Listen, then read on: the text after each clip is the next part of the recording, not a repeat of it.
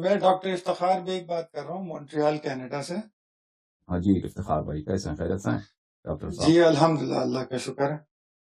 میں ایک ادنا سا طالب علم ہوں اور کافی عرصے سے یہ مختلف علماء کرام اور اسکالرس کی ویڈیوز دیکھتا رہا ہوں، تو اس سے جی ڈاکٹر صاحب علم کی کچھ آگاہی تھوڑی بہت ہوتی جاتی ہے۔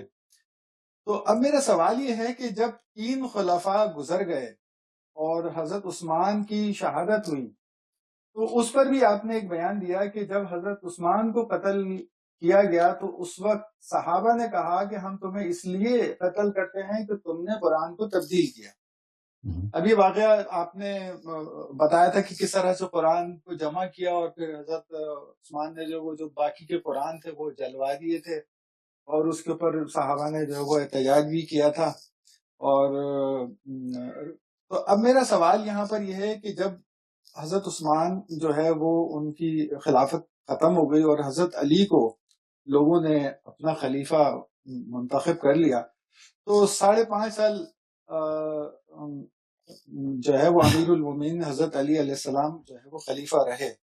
اس میں بے شمار ان کو مطلب چیلنجز آئے اور انہیں مختلف جنگوں کا سامنا کرنا پڑا اور مختلف انہوں نے مشکل حالات سے وہ گزارے، لیکن بنیادی سوال یہ ہے کہ جب حضرت علی علیہ السلام کے پاس وہ اصل اور قرآن اصل حالت میں جس ترتیب سے وہ نازل ہوا تھا وہ مکمل تھا اور جامع تھا اور وہ موجود تھا، تو اپنے ان 5.5 سالہ خلافت کے دور میں حضرت علی علیہ السلام نے اس قرآن کو پیش کیوں نہیں کیا، جبکہ یہ مسلمانوں کا بالعموم حق تھا کہ ان تک قرآن جو ہے وہ اس کی اپنی اصل حالت میں، کیونکہ یہ اللہ کا کلام ہے اور اس میں اللہ تعالیٰ نے احکامات نازل کیے ہیں، اور اسی سے بہت ساری چیزیں جڑی ہوئی ہیں کہ جو آپ سے نص امامت کے متعلق لوگ سوالات کرتے ہیں اور آپ اس کے جواب میں یہی کہتے ہیں کہ بھئی قرآن کا بہت سا حصہ تو جو ہے وہ تحریف ہو چکا ہے، وہ تو آپ یہ سوال ہی کیوں کرتے ہیں اس کے اوپر۔ تو اب یہ میرا بنیادی سوال ہے کہ حضرت علی علیہ السلام نے وہ قرآن جو جمع کیا تھا اپنے 5.5 سالہ خلافت کے دور میں، اور پھر ان کے بعد حضرت امام حسن علیہ السلام جو ہے ان کے پاس بھی 6 مہینے خلافت رہی، اسے پیش کیوں نہیں کیا؟ اور اس قرآن کو یعنی سب سے آخر میں آنے والے جو امام ہیں ان کے لیے چھوڑ دیا گیا کہ وہ اس کو جو ہے جب آئیں گے 12ویں امام وہ اسے انٹروڈیوس کریں گے، یا اصل قرآن جو ہے وہ بتائیں گے اور اس کو پڑھنے کا طریقہ بتائیں گے اور اس کے احکامات بتائیں گے۔ تو یہ بات جو ہے وہ سمجھنے سے بالکل میں قاصر ہوں، تو اس پہ عذرائے کرم اگر آپ اپنی کوئی عالمانہ رہنمائی فرمائیں تو۔ جی حتمن، بہت مہربانی ڈاکٹر صاحب، آپ کا سوال آپ کا بہت اچھا ہے اور نہایت اہم سوال ہے۔ دوسری بات ہے تحریف قرآن کے متعلق کہ میں نے کہا 87% قرآن ضائع ہو چکا ہے، تو یاد رکھیے تحریف قرآن کے متعلق جتنی باتیں میں نے یہاں پہ کی ہیں اس پہ میں نے کوئی لیکچر نہیں دی ہے، صرف سوال و جواب ہوئے ہیں۔ صرف سوال جواب کے حد تک میں نے بعض باتیں جو 2 منٹ 5 منٹ یا 10 منٹ کے جواب دینے میں مجھے موقع ملتا ہے، میں ان کے میں جتنا مجھے ہو سکتا ہے میں بات کرتا ہوں، بات کر لیتا ہوں، ان میں کچھ ریفرنسز دکھا دیتا ہوں، لیکن قرآن کے متعلق قرآن کی جو تاریخ ہے اس میں حقائق بہت زیادہ ہیں، اور قرآن کی تاریخ جیسے اسلام مسلمانوں کی تاریخ ہے اس میں ظلم بہت ہے خود اسلام پر، اسی طرح قرآن مجید کی تاریخ بھی بہت ایک تلخ تاریخ ہے، جیسے اہل بیت طاہرین علیہم الصلوۃ والسلام کی تاریخ بہت تلخ ہے، اسی طرح قرآن مجید کی تاریخ بہت تلخ ہے اور اس میں حقائق بہت ہیں، اور مسلمان اس کو بالکل ڈام کے رکھتے ہیں، علماء شیعہ بھی اور مخالفین بھی۔ شیعہ اس لیے کہ وہ ڈرتے ہیں اس بات سے، کچھ شیعہ حضرات تو ان کو تو تحقیق نہیں ہوتی، جن کی تحقیق ہوتی ہے وہ اس بات سے ڈرتے ہیں کہ اگر ہم اس مسئلے کو چھیڑیں تو پھر ہم پہ تپا لگے گا کہ شیعوں کا قرآن اور ہے، پھر ہم اس کو ثابت نہیں کر سکیں گے اپنی بات کو کہ نہیں ہمارا قرآن یہی ہے، لیکن یہ موجودہ قرآن پہ بہت ظلم ہوا ہے، تو اس بات کو ثابت نہیں کر سکیں گے۔ صرف ایک کلپ مخالفین کو جیسے آج کے زمانے میں کہتے ہیں ساؤنڈ بائٹس، چھوٹا سا ان کو ساؤنڈ بائٹس مل جائے گا، ان کو حجج مل جائیں گے، اس پہ فتنے کھڑے ہوں گے، تو وہ اس لیے خاموش ہیں بہت سارے۔ لیکن میں سمجھتا ہوں کہ اس بات کو چھپانے کا اب موقع نہیں رہا ہے، بلکہ اس بات کو تصریح کرنی چاہیے، کیونکہ اس بات کرنا بہت آسان ہے بالکل مخالفین کے کتب سے۔ اب اس مسئلے پہ اگر میں کبھی لیکچرز کا ایک سیریز دے دوں تو آپ حیران رہ جائیں گے قرآن مجید کی تاریخ کے متعلق، اور قرآن پہ جتنا ظلم ہوا ہے اور مسلمانوں کو جس طرح سنت سے محروم رکھا گیا ہے اسی طرح قرآن مجید سے محروم رکھا گیا ہے. اور جو دین مسلمانوں کے پاس ہے بہت ناقص دین ہے. رسول پاک صلی اللہ علیہ وسلم جو لے کے آئے تھے اس کا بہت چھوٹا حصہ آپ کو پہنچا ہے اور بہت حصہ آپ کو نہیں پہنچا. اور سنت میں تو بہت ساری جھوٹی باتیں آپ کو پہنچی جو سنت کا اساس ہی نہیں ہے. اچھا، جو 87% قرآن کی آپ نے بات کی کہ میں نے کہا 87% قرآن ضائع ہو چکا ہے، یہ میرا جملہ نہیں ہے. یہ کیلکولیشن بخاری مسلم کے روح سے اور عمر بن خطاب کی روایات کے روح سے ہے. اب یہ کیلکولیشن کیسا ہے؟ بہت دقیق کیلکولیشن ہے. اور جب میں لیکچر دوں گا تو میں آپ کو دکھا دوں گا وہ بخاری مسلم سے باہر جانے کی ضرورت نہیں ہے. جو صحیحین ہے، جو اجماع ہے جن دو کتابوں پر، اسی سے ہم ثابت کریں گے. دوسری بات آپ نے کہا کہ یمامہ میں حفاظ شہید ہو گئے. یمامہ میں حفاظ شہید نہیں ہوئے، قراء شہید ہو گئے. ان دونوں میں بڑا فرق ہوتا ہے. ہمارے پاس کوئی ایسی دلیل نہیں ہے کہ کوئی صحابی قرآن کا حافظ تھا سوائے امیر المؤمنین علیہ السلام کے، کہ کوئی صحابی قرآن کا حافظ تھا. وہاں پہ جو لوگ قتل ہوئے تھے وہ قاری تھے. بخاری کا لفظ بھی یہی ہے کہ وہاں پہ قراء، قاری جو لوگ قرآن پڑھتے تھے. اب ان کے پاس پورا قرآن تو نہیں تھا. ان کو اس زمانے میں قرآن پڑھنا بھی کم لوگوں کو آتا تھا. مثلا 100 میں سے شاید 2 کو پڑھنا آتا تھا یا نہیں آتا تھا، کیونکہ سب لوگ ان پڑھ تھے. تو وہاں پہ جن لوگوں کو پڑھنا آتا تھا وہ قتل ہو گئے تھے. ٹھیک ہے نا، اس کی بات ہو رہی. تو اس کے بعد ان لوگوں نے قرآن جمع کرنے کا سوچا. اب آپ کا سوال یہ ہے کہ امیر المؤمنین علیہ السلام نے جو اپنا قرآن جمع کیا تھا انہوں نے ان کو اپنی خلافت کے دور میں کیوں ظاہر نہیں کیا ہے؟ پہلی بات ہے، اس سے پہلے کہ میں سوال کا جواب دے دوں، ایک سوال حتمی طور پہ یاد رکھیے کہ اس میں شک نہیں ہے، اس میں بلا شک نہیں ہے کہ فریقین کے روایات، یعنی شیعہ روایات اور مخالفین کے روایات. اب مولوی لوگ جو کہتے ہیں نا ان کو کہنے دیں، مولوی کے باتوں پہ نہ جائیں، ان سے آپ دلیل کا مطالبہ کریں. اگر وہ کہتے ہیں قرآن کامل ہے، اللہ تعالیٰ نے ذمہ لیا ہے، دلیل دکھائیں. قرآن میں کہاں لکھا ہے کہ اللہ نے ذمہ لیا ہے؟ انا نحن نزلنا الذکر وانا لہ لحافظون. اس میں مفسرین کے اقوال دکھائی ہے. اس میں اس آیت کا ظہور بھی اس بات پہ نہیں ہے کہ اللہ تعالیٰ نے ذمہ لیا ہے. ٹھیک ہے نا. اس کے علاوہ دلیل کہاں؟ دلیل کچھ بھی نہیں ہے. دلیل کچھ بھی نہیں. جیسے وہ ہٹلر کے زمانے میں بولتے تھے نا، جھوٹ اتنا زیادہ بولو، اتنا بڑا بولو کہ لوگ یقین کر لیں. جب جھوٹ زیادہ بولو گے اور اس کو تکرار کرتے جاؤ گے اور لوگ کوشچن نہیں کریں گے تو بھائی کہیں گے تو صحیح کہہ رہے ہوں گے نا. اس طرح دین کے معاملات میں بہت ایسی باتیں ہیں جو تکرار ہوتا ہے، ان کا بہت عرصے سے تکرار ہوا ہوتا ہے. کوئی اس کو سوچنے، وہ اس کو بدیہی کے طور پہ سمجھتے ہیں، کہتے ہیں اس میں دلیل مانگنے کی ضرورت ہی نہیں ہے کیونکہ سب مانتے ہیں صحیح ہوگا. ٹھیک ہے نا. تو نہ صرف اس بات پہ دلیل نہیں ہے بلکہ اس کے برعکس روایات بہت زیادہ ہیں. یہ کم نہیں ہے، بہت زیادہ اس بات پر کہ قرآن مجید پہ ظلم ہوا ہے. اچھا، قرآن مجید میں نقصان. اب یہ مسئلہ تو طے شدہ ہے. اب میں آپ کے سوال کے جواب نہ بھی دے سکوں، میں کہہ دوں مجھے نہیں معلوم. ٹھیک ہے نا. بہت ساری چیزیں تاریخ میں مجھے نہیں معلوم، فلان واقعہ کیوں پیش آیا، اس کے دلائل کیا تھے، شاید میں اس کو نہیں جانتا ہوں. ٹھیک ہے نا. اب اگر میں پیش بھی نہ کر سکوں کہ امیر المؤمنین علیہ السلام نے اپنا نسخہ کیوں پیش نہیں کیا اس لوگوں کے لیے، اگر یہ نہ بھی پیش کروں تو میں کہوں مجھے نہیں معلوم اس بات کا، تو وہ ان روایت کو نہیں چھٹاتا. وہ روایت اس سے جھوٹی نہیں ہو جاتی کہ اس سے ان کی خلافت سے پہلے صحابہ نے جو شہادتیں دیں، صحابہ کے قرآن جلائے گئے، اور صحابہ نے جو اختلافات کیے عثمان کے ساتھ، عثمان کے قتل کے وقت اس کے قاتل نے نہیں کہا کہ تم نے قرآن چینج کیا. اچھا، اس سے وہ جھوٹی نہیں ہو جاتی.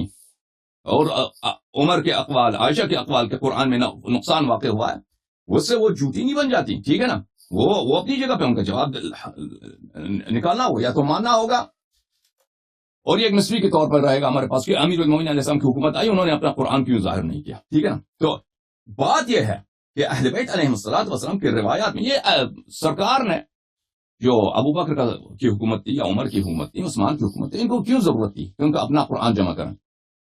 امیر المؤمنین علیہ، یہ تو فریقین، امیر المؤمنین علیہ السلام کے قرآن کی جمع کی جو بات ہے یہ فریقین کی روایات میں ہے، صرف یہ روایت نہیں ہے، یہ مخالفین کی روایات میں بھی ہے. وہ صحیح سند کے ساتھ انہوں نے قرآن جمع کیا تھا. تو ان کو کیوں ضرورت پیش آئی کہ وہ اپنی قرآن جمع کریں؟ ٹھیک ہے نا. ایک تو اہم بات یہ ہے کہ خلیفہ کے پاس وہ ایک اسلام کے نام پہ حکومت کر رہے ہیں، تو ان کے پاس قرآن تو ہونی چاہیے. اب کیونکہ اگر خلیفہ کے پاس کسی کے پاس قرآن نہیں ہے تو لوگ جائیں گے امیر المؤمنین علیہ السلام کے پاس، ان کے قرآن لیں گے. ٹھیک ہے نا.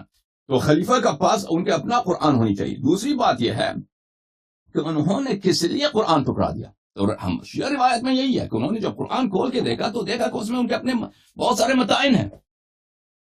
اس میں ایسی باتیں ہیں جو بالکل مسئلے امامت و خلافت پہ صریح ہیں. ایسے آیات ہیں، ایسی مطالب ہیں کہ اس میں صحابہ کے کرتوت، صحابہ کی شدید مذمت نام کے ساتھ اور بالکل واضح طور پر ایڈریس بتا کے، اور اس طرح اہل بیت علیہ الصلوۃ والسلام کی امامت واضح طور پر. تو اس لیے وہ پاگل نہیں تھے. یعنی اگر فرض کریں واقع کرتاس میں جب چلے جائیں، واقع کرتاس جب واقع ہوتا ہے تو صحابہ رسول پاک صلی اللہ علیہ وسلم کے مجلس میں بیٹھے ہیں، وہ کہہ رہے کہ میں وصیت لکھتا ہوں تاکہ تم میرے بعد کبھی گمراہ نہ ہو جاؤ. تو وہاں پہ شور اٹھاتے ہیں، ٹھیک ہے نا، بدتمیزی ہوتی ہے. رسول پاک صلی اللہ علیہ وسلم کو نکال دیتے ہیں اپنے پاس سے، کہ یہاں سے نکل جاؤ.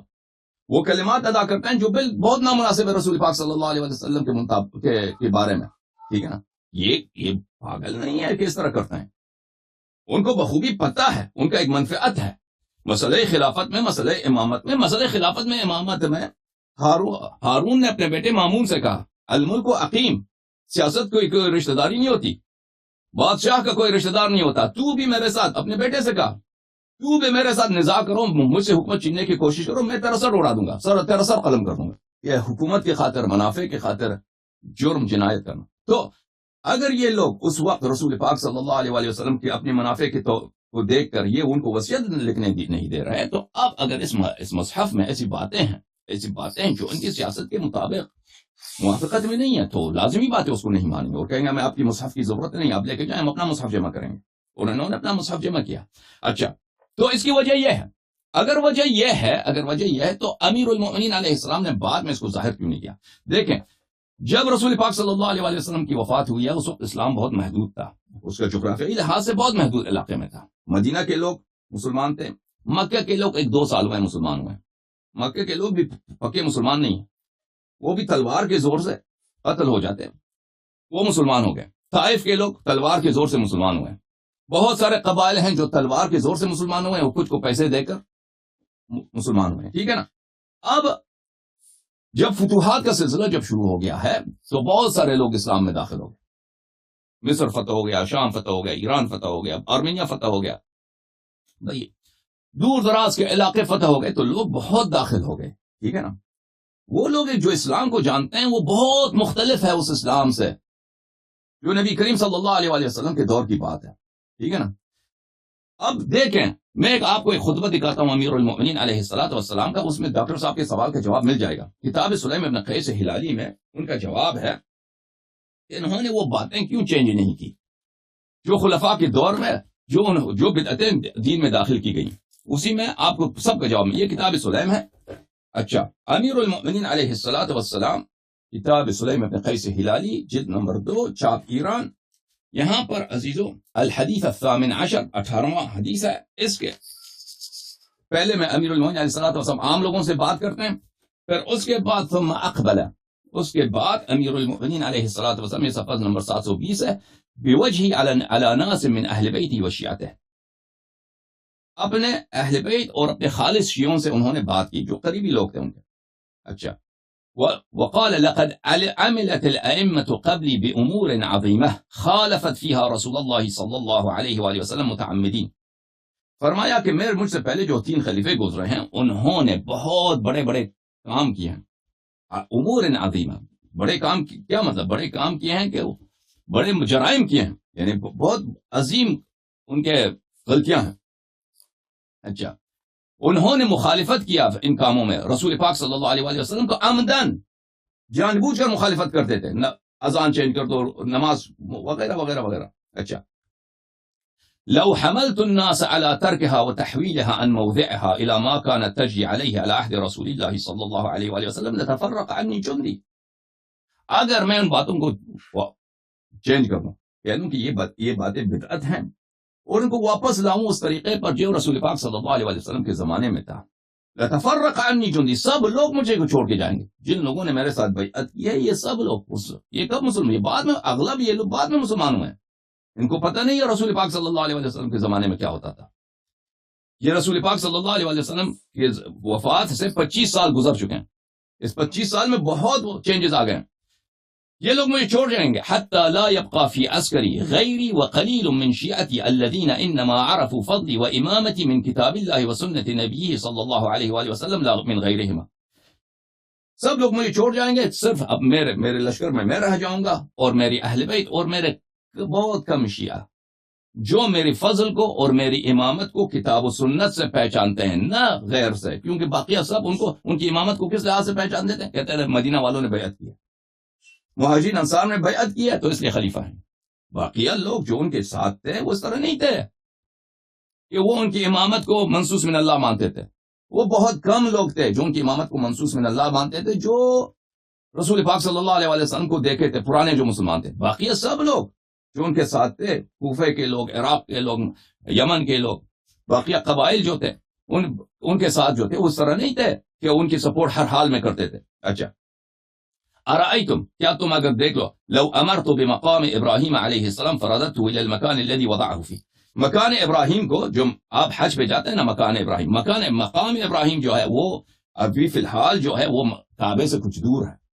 رسول پاک صلی اللہ علیہ وسلم کے زمانے میں وہ کعبے سے کچھ قریب ہوتا تھا, اس کو چینج کیا خلیفہ دوم نے, اس کے مکان کو. فرمایا اگر میں اس کے مکان کو چینج کر دوں اور کہہ دوں یہ باطل ہے, اس کی مکان اصلی مقام پہ لے آؤں جب رسول پاک صلی اللہ علیہ وسلم کے زمانے میں تھا. وردت صاع رسول اللہ صلی اللہ علیہ وآلہ ومدہ الى مکان. صاع 5 مد یا 4 مد ایک صاع بنتے ہیں. ایک مد ہے تقریباً 850-900 گرام. اچھا, رسول پاک صلی اللہ علیہ وسلم کا جو صاع تھا, جو مد تھا, یہ یونٹس آف ویٹ ہے, ان کو چینج کیا خلفاء نے. اگر میں اس کو واپس لا دوں, اچھا, ورددت فدک الى ورثة فاطمہ علیہ السلام, اور میں فدک کو بھی واپس لا کے آؤں کہ یہ ظلم ہوا ہے ہم پہ, فدک کو میں واپس چھین لوں, اور امام حسن امام حسین علیہ السلام کو اور ان اپنی بیٹیوں کو میں دلا دوں واپس. اچھا, وَأَمْذَيْتُ قَطَايَا أَقْتَاهَا رسول اللہ صلی اللہ علیہ وآلہ وسلم لأہلها, اور وہ باغات جو رسول پاک صلی اللہ علیہ وآلہ وسلم نے اپنے اہل خانہ کے لیے انہوں نے مخصوص کیا تھا, اپنے اہل بیت کے لیے, وہ میں واپس کر دوں. اچھا, ورددت دار جعفر بن ابی طالب الى ورثته, اور جعفر طیار کا جو گھر تھا انہوں نے, خلفاء نے اس کو برباد کیا تھا, اس کو مسجد میں شامل کیا تھا. اچھا, میں اگر مسجد کو دوبارہ خراب کر دوں, مسجد پیغمبر صلی اللہ علیہ وآلہ وسلم کو, اور جعفر طیار کا گھر جو ہے اس کے وارثین کو واپس پلٹا دوں کہ یہ تمہارا گھر ہے, یہاں پہ مسجد نہیں بن سکتی, تم سے چھینا گیا زبردستی. اچھا, ورددت قضایا من قضا على من كان قبلی بجور, اور جتنے قضایا ہوئے ہیں, جتنے وہاں پہ ججمنٹس ہوئے میرے سے پہلے, اس ذات نے جو حکم دیے ہیں, فلانے کو کوڑے مارے گئے بھائی, اس کی فلانے کو ہاتھ کاٹا گیا, فلانے کو بھائی کسی کی بیوی کسی سے طلاق کرا دیا, بیوی کسی اور سے نکاح کرا دیا, ان سب کو میں چینج کر دوں, واپس کر دوں, ان سب کو میں تصحیح کر دوں, صحیح طریقے سے دوبارہ عمل کر دوں. اچھا, ورددت ما قسم من ارض خیبر, خیبر کی جو غنائم تھے اس کو جو آپس میں ان لوگوں نے تقسیم کیا, اس کو میں, فدق کے علاوہ خیبر میں اور بھی زمینیں تھیں جو انہوں نے آپس میں اس کو غلط طریقے سے تقسیم کیا تھا, میں اس کو واپس پلٹا دوں. ومحوت دیوان الاعطیہ واعطیت كما كان يعطي رسول اللہ صلی اللہ علیہ وآلہ وسلم ولم اجعله دولة بین الاغنیاء, اور جو انہوں نے اپنے زمانے میں جو غنائم آتے تھے, بیت المال آتے تھے, انہوں نے آپس میں عربوں کو زیادہ دے دو, عجم کو کم دے دو, قریش کو زیادہ دے دو, انصار کو کم دے دو, یہ سب میں دوبارہ سے وہ جنہوں نے پیسے لیے ہیں ان سے پیسے واپس لے کے دوبارہ میں عادلانہ تقسیم کر دوں. اچھا, وسبیت ذراری بنی تغلب, اور بنی تغلب کے جو بنی تغلب کو ایک قبیلہ تھا, یہ انہوں نے کوئی جرم کیا تھا, ان کا جرمہ یہی بنتا تھا کہ یہ سب اسیر بن جاتے, میں ان کو دوبارہ اسیر بنا دوں. وامرت الناس ان لا يجمعوا في شهر رمضان الا في فریضہ, اور اسی طرح میں ماہ رمضان میں جو تراویح پڑھا جاتا ہے تراویح پہ پابندی لگا دوں, تراویح نہ پڑھا کرو, صرف جماعت, صرف نمازیں جو 5 نمازیں ہیں اس میں جماعت کیا کرو, باقی جماعت. اسی طرح اگر میں کرتا رہوں کون میری بات سنے گا, کون میری بات سنے گا. تو یہ تو ہلکی باتیں ہیں, یہ تو ہلکی باتیں کہ مقام ابراہیم کو ہٹا دیا, مثلا جعفر طیار کا گھر واپس ان کے اہل کو دے دیا, مسجد کو خراب کر دیا, یہ تو چھوٹی باتیں ہیں. لیکن اگر وہ ایسی صورتیں لے کے نکال دینا تو وہ قرآن جو تم پڑھ رہے ہو اس کو یہ اس میں اور بھی باتیں ہیں, یہ ترتیب کے ساتھ تم پڑھ رہے ہو, یہ ترتیب غلط ہے, میں نے جمع کیا, یہ ترتیب صحیح ہے. اگر وہ اس کو نکالتے تھے کہ امیر المؤمنین علیہ السلام نے عثمان کا قتل نہیں کیا تھا, ان پہ صرف اسی لیے کہ بھائی ان سے حکومت ہم نے چھینا، ان کی خلافت تسلیم نہیں کرنی۔ مکے میں تھی عائشہ، طلحہ زبیر نے بیعت کیا امیر المؤمنین علیہ السلام کے ساتھ، طلحہ زبیر نے، اور ان کو توقع یہی تھی، ان کو گریڈ یہی تھا کہ ہم بیعت کریں گے، ہمیں گورنرشپ ملے گا، مجھے بصرے کا گورنر بنائے گا، مجھے یمن کا گورنر، مصر کا گورنرشپ مجھے دے گا۔ امیر المؤمنین علیہ السلام نے ان کو نہیں دیا، چھوڑ کے چلے گئے مکے میں اور کہا کہ ہم سے زبردستی بیعت لیا گیا ہے، ہم نہیں کرنا چاہتے تھے، نہیں، زبردستی ہم سے لیا گیا۔ عثمان کو ہم نے قتل نہیں کیا، عثمان مظلوم مرا، آؤ مسلمانوں عثمان کے خون کا بدلہ لیتے ہیں۔ حالانکہ آپ تاریخ پڑھی ہے، کس نے عثمان کا قتل کیا، کون فتویٰ دیتی تھی عثمان کے قتل کا، اور کس نے محاصرہ کیا، کس نے پانی کاٹا عثمان پہ؟ مروان ابن الحکم نے طلحہ کو اسی لیے قتل کیا جنگ جمل میں کہ یہ عثمان کا قاتل ہے، حالانکہ مروان جو ہے عثمان کا چچا زاد بھائی ہے، اس کا داماد بھی ہے، اس کا وزیر اعظم بھی تھا، اس کا خزانہ دار بھی تھا، اس کا جرنیل بھی تھا، اس کے فوج کا سپہ سالار بھی تھا، وہ تو اچھی طرح جانتا ہے کہ عثمان کو قتل کس نے کیا۔ تو انہوں نے دیکھیں امیر المؤمنین علیہ السلام نے قتل نہیں کیا تھا، لیکن ان کی حکومت نہ ماننے کی خاطر ایک بہانہ بناؤ کہ ہم نے عثمان کا ہم نے انتقام لینا، عثمان کا تم نے انتقام لینا ہے تو جنگ کرنے کی کیا ضرورت ہے، تم آ جاؤ، بولو فلان قاتل ہے، اس سے ہمارا قصاص دے دو، وہ تو پھر خلیفے کا حق ہے، بلکہ خلیفہ کا فریضہ ہے کہ دونوں طرف کی باتیں سنیں، جو دلیل لاتا ہے پھر وہ یا دلیل حق ہے یا باطل ہے وہ فیصلہ سنا دیتا ہے، پھر تم کہہ دینا کہ فیصلہ غلط ہوا ہے، تم نے تو یہ بات کی ہی نہیں ہے، تم تو الٹے شروع ہی سے لشکر لے کے آ گئے۔ جنگ جمل ان لوگوں نے شروع کیا، پھر جنگ صفین شروع کیا، حالانکہ امیر المؤمنین علیہ الصلوۃ والسلام بالکل عثمان کے قتل سے بری تھے، ٹھیک ہے نا، عثمان کو خود انہی لوگوں نے قتل کیا تھا۔ تو ان حالات میں دیکھیں، ان حالات میں اگر وہ یہ بھی لے کے آتے نا، آپ کہتے ہیں مسجد نبی صلی اللہ علیہ وسلم کو توڑ دیتے کہ یہاں پہ یہ مسجد نہیں ہے، یہ جعفر میرے بھائی کا گھر ہے، تو ہم نے مسجد بنا دیا، وہ نہیں کر سکتے، وہ ایک چھوٹی سی بات ہے، وہ نہیں کر سکتے ان کو، بھائی کہ لوگ برداشت نہیں کریں گے، لوگ بغاوت کریں گے، یا مثلا مقام ابراہیم کو ہٹا دیں کہ بھئی مقام ابراہیم کا مکان یہ نہیں، یہ اور مکان ہے، وہ برداشت نہیں کریں گے، تراویح پر پابندی نہیں لگا سکتے۔ تو آپ سمجھتے ہیں کہ وہ ایسے قرآن لے کے آتے، اگر وہ لے کے آتے نا اسی وقت ان کی تکفیر ہو جاتی، سب کہتے ہیں اس سے بڑا جھوٹا کوئی نہیں ہے، ٹھیک ہے نا، اور اسی وقت ان کا سارا لشکر ان کو چھوڑ جاتے، بس لوگ یا تو جا کے عائشہ جو ہے اپنی خلافت بنا لیتی، مدینہ میں کسی کو خلیفہ بنا دیتی، اپنے بھائی کسی کو، یا تو سب لوگ چلے جاتے معاویہ سے مل جاتے۔ وہ وقت ایسا نہیں تھا کہ امیر المؤمنین علیہ الصلوۃ والسلام پورے عالم اسلام پہ بالکل غالب ہوں، ان کا سلطہ ہو، جیسے وہ چاہیں کریں، جیسے عمر کے زمانے میں تھا، عمر بالکل مسلط تھا، عمر کا مخالف کوئی نہیں تھا، وہ مخالف تھا امیر المؤمنین علیہ الصلوۃ والسلام، لیکن وہ ان کے پاس طاقت نہیں تھی کہ اس کے خلاف کوئی قدم اٹھا سکیں، ظاہری طور پر اتنی طاقت نہیں تھی، لیکن امیر المؤمنین علیہ الصلوۃ والسلام کے پاس سیاسی لحاظ سے عمر نے آمدن یہ کام کیا تھا، اس کو پتا تھا عمر کہ امیر المؤمنین علیہ السلام جوان ہیں، رسول پاک صلی اللہ علیہ وسلم کی شہادت کے وقت ان کی عمر، امیر المؤمنین علیہ السلام کی عمر 33 سال تھی، 33 سال، تو ان کو پتا ہے عمر کو کہ میں مروں گا، ابو بکر مرے گا، میں مروں گا، پھر عثمان بھی مرنے والا ہے، ایک دن ضرور یہ خلافت بنی ہاشم کی طرف جائے گی، تو اس کے خلاف اس نے شروع سے بھی ایسے پلاننگ بنایا تھا عالم اسلام میں کہ جو سب سے اہم صوبہ ہے اسٹریٹجک لحاظ سے اور اکنامک لحاظ سے اور ملٹری لحاظ سے اور کلچرلی، شام، اس کو کس کے ہاتھ میں دیا؟ معاویہ کے ہاتھ میں دیا، جو کبھی وہ یعنی وہ اس کے بھائی، وہ تو بنی امیہ اور بنی ہاشم کا کبھی بن ہی نہیں سکتا، جو کٹر دشمن ہے، اس کے ہاتھ میں دیا اور اسے ہمیشہ اس کو برقرار رکھا ہوگا، کیونکہ آپس میں ان کا کیا تھا، تحالف تھا، اس مسئلے پہ انڈرسٹینڈنگ تھی۔ تو بہرحال کہنے کا مقصد یہ ہے کہ یہ ہو نہیں سکتا تھا، اس کو ظاہر، اگر آپ کہتے ہیں امیر المؤمنین علیہ السلام نے کیوں ظاہر نہیں کیا، اسی لیے جو باقی کام انہوں نے وہ نہیں کر سکے، اسی لیے کہ تراویح پہ پابندی نہیں لگا سکے، اسی طرح کہ اذان میں سے الصلاۃ خیر من النوم نہیں نکال سکے، ٹھیک ہے نا، بہت ساری باتیں وہ نہیں کر سکے، وہ چاہتے تھے لیکن نہیں کر سکے، جس طرح رسول پاک صلی اللہ علیہ وسلم نے بخاری میں کہا کہ اگر عائشہ سے فرمایا کہ عائشہ اگر یہ قوم میری جو مسلمان ہیں، میرے صحابہ ہیں، یہ تازہ مسلمان نہ ہوتے، ان میں برداشت تحمل ہوتی، تو میں کعبہ کو گرا دیتا، کعبہ کو خراب کر دیتا، دوبارہ بنا لیتا شروع سے، اور اس میں 2 دروازے رکھتا۔ تو اسی وجہ سے کہ رسول پاک صلی اللہ علیہ وسلم نے کعبہ کو نہیں کرایا کہ لوگ تحمل نہیں کریں گے، لوگ پتہ نہیں کیا فتنہ کڑا کر دیں گے کہ یہ کیسا نبی اس نے کعبہ گرایا. تو اسی لیے امیر المؤمنین علیہ الصلوۃ والسلام نے بہت ساری باتیں وہ نہیں کر سکے. ایک دن آئے گا جب پورا دین آپ صرف الفاظ قرآن کو چھوڑیے، معانی قرآن کی طرف بات کیجئے نا. معانی قرآن کس کتاب کو پڑھیے؟ قرآن مجید کو. ہر آیت انسان کا ذہن حیران رہ جاتا ہے اس کے معنی کیا ہیں. مختلف محتملات ہیں. رسول پاک صلی اللہ علیہ وسلم کس لیے آئے؟ هو الذي ارسل رسوله بالهدى ودين الحق ربنا وابعث فيهم رسولا منهم يتلو عليهم آياتك ويعلمهم الكتاب والحكمة ويزكيهم. النبي كريم صلى الله عليه وآله وسلم هو الذي بعث في الأميين رسولا منهم يتلو عليهم آياته ويزكيهم ويعلمهم الكتاب والحكمة. نبی کریم صلی اللہ علیہ وسلم کا کام یہی ہے کہ آیات کی تلاوت کرے اور کتاب کی تعلیم دے دے. ٹھیک ہے نا. کہاں ہے وہ تفسیر پیغمبر صلی اللہ علیہ وسلم؟ ہم مان لیتے ہیں قرآن کے الفاظ کو، یہی ہو ترتیب بھی یہی ہے. معنی کا کیا کریں گے؟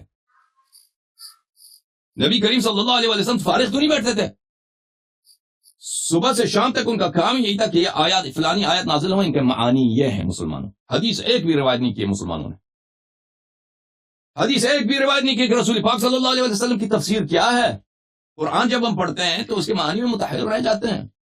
مفسرین کے اقوال متضاد، مفسرین کو خود نہیں معلوم، کہتے ہیں یہ احتمال یہ ہے، احتمال یہ، احتمال یہ.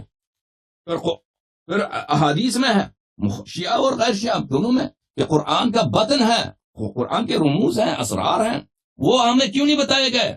ہم کیوں محروم ہیں ان سے؟ ٹھیک ہے نا. تو یہ کہنا کہ قرآن ہماری دسترس میں نہیں ہے، کم از کم یہ تو مان لو کہ قرآن کے معانی، قرآن کی تفاسیر یہ سب ضائع ہو چکے ہیں. یہ سب ضائع. اور اصل چیز جو ہوتا ہے معنی میں ہوتا ہے. اصل چیز معنی میں ہوتا ہے. الفاظ اہم ہیں، الفاظ سے زیادہ معنی اہم ہے. آپ کوئی قانون کی کتاب کو لیے، کوئی طب کی کتاب کو لیے، الفاظ اس میں اہم نہیں ہوتی. میڈیسن کی کتاب ہو، قانون کی کتاب ہو، فلسفی کی کتاب ہو، اس میں جو معنی مفہوم ہے وہ اہم ہوتا ہے. تو قرآن مجید کے جو تفسیر ہے وہ کہاں ہے وہ کہاں ہے؟ مفسرین کے اقوال حجت نہیں ہے. مفسرین ان کے اجتہادات ہیں، ان کے ظنون ہیں، ان کے آراء ہیں مفسرین کے. اور وہ خود کہتے ہیں کہ اس فلان آیے میں 4 احتمال ہے، ہمیں نہیں معلوم کہ کون سا صحیح ہے. یہ احتمال ہو سکتا ہے، یہ احتمال بہتر ہو. فخر رازی کی تفسیر دیکھیے، اول سے آخر تک ہر آیت کا احتمال قول قول قول قول قول قول قول. کون سا اس میں سے صحیح ہے؟ متضاد اقوال ایک ہی آیت کی شان میں. ٹھیک ہے. تو عزیزو یہ دین جو ہمیں پہنچا، یہ ناقص پہنچا، اس میں شک ہی نہیں ہے. تو لیکن اللہ نے جو دین بھیجا وہ کامل بھیجا. وہ کامل دین کہاں ہے؟ اگر اس کا ایک حامل شخص ہے جو ایک دن وہ ظاہر کرے گا تو پھر اللہ کا وعدہ صحیح ہے. آمنا بھی. اگر وہ بھی نہیں ہے تو پھر تو بیڑا ہی غرق ہے. اللہ تو نے کیا اللہ تو نے قرآن بھیجا، رسول بھیجا، وہ سب ضائع ہو گیا. بس ختم بات. سنت بھی ضائع، تفسیر قرآن بھی ضائع. اور الفاظ قرآن جہاں تک تعلق ہے، مسلمان لاکھ کہہ دیں کہ الفاظ قرآن محفوظ ہیں، دلیل ان کے پاس کچھ بھی نہیں. ٹھیک ہے نا. ادعا کرنے سے، کلیم کرنے سے کوئی حق ثابت نہیں ہوتا. حق کس بات سے ثابت ہوتا ہے؟ جب دلیل لے کے آ جائے نا. میں تو یہاں پہ بیٹھا ہوں، صبح سے شام کہتا ہوں مسلمانوں آ جاؤ، مجھے شرمندہ کر لو. اس سے زیادہ میں کیا کروں؟ بولی حضرات شرمندہ کرو، دلیل لے کے آؤ اپنا. کوئی صحابہ کی شہادت لے کے آؤ کہ وہ کہتے ہیں قرآن کامل. اگر مجھ سے دلیل مانگتے ہو تو پھر میں کبھی انشاءاللہ تبارک و تعالی لیکچر یہاں پہ دوں گا نا قرآن مجید کی تاریخ پر. پھر تم حیران رہ جاؤ گے. تو پھر مجھے تکفیر تو ویسے بھی آ چکی ہے، تکفیر کے ٹپے لگنے شروع ہو جائیں گے، بلکہ زیادہ ہو جائیں گے. جی ڈاکٹر صاحب، میں معذرت چاہتا ہوں، میں نے بہت گفتگو کی، میں نہیں چاہتا تھا کہ میں تقریر کروں. جزاک اللہ، آپ نے بہت مفید معلومات فراہم کی.